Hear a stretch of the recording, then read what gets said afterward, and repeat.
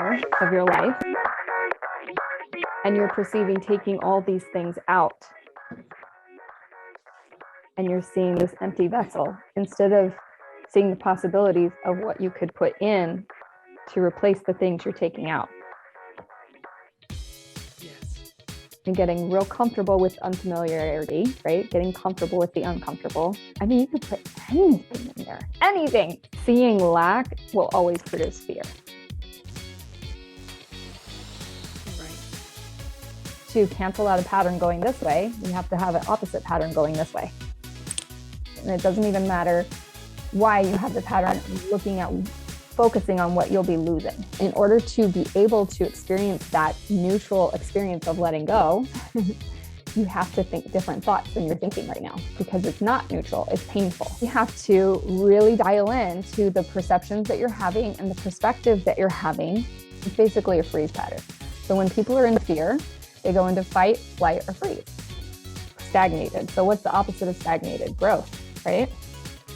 In order to allow yourself to be vulnerable, you have to be courageous, right? You have to take action in fear while you're in fear, and trust that something good will happen instead of what you fear will happen. Or maybe what you fear will happen, you expect that to happen, but that you'll be able to handle it. You didn't want to jump in the pool. No.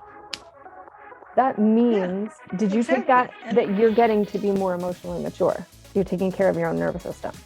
Sounds like you're Exactly. learning how to regulate. You are making progress a lot.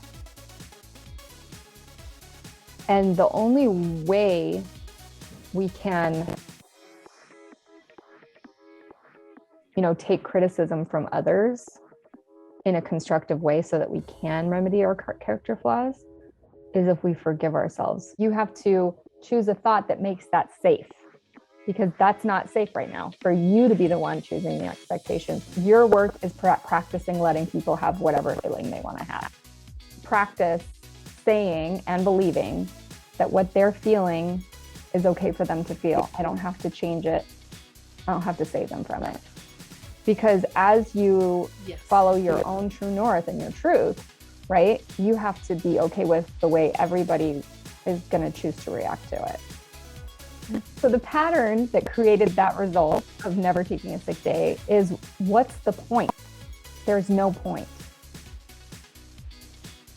Right. But you have to think that there is a point and know what point there is and value the point. Okay. So what's the value of taking time to slow down? So our feelings are just messengers, right?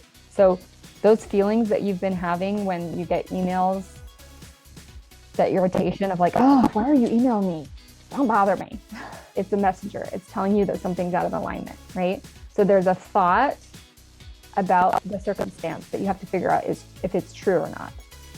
So if the thought is, I don't want to do this anymore, if that's true, then ignoring your voice that says, I don't want to do that anymore, the irritation is a messenger to you to pay attention. Hey, remember, your higher voice is saying you don't want to do this anymore. We don't want to spend our lives trying to just feel good all the time, because that irritation is telling you to pay attention. Wake up. But we have to know if the emotion is the result of a thought error too.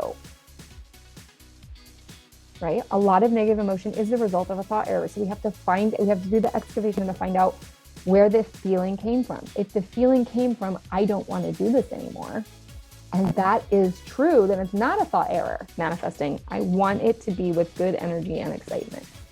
You totally have the power to manifest. You can't be trying to change it on the level of action, because the level of action is the result of belief, of thought. It's your homework. So you have to think something else about other people having a feeling that they want to feel, because we choose our perceptions. They get to choose their perceptions.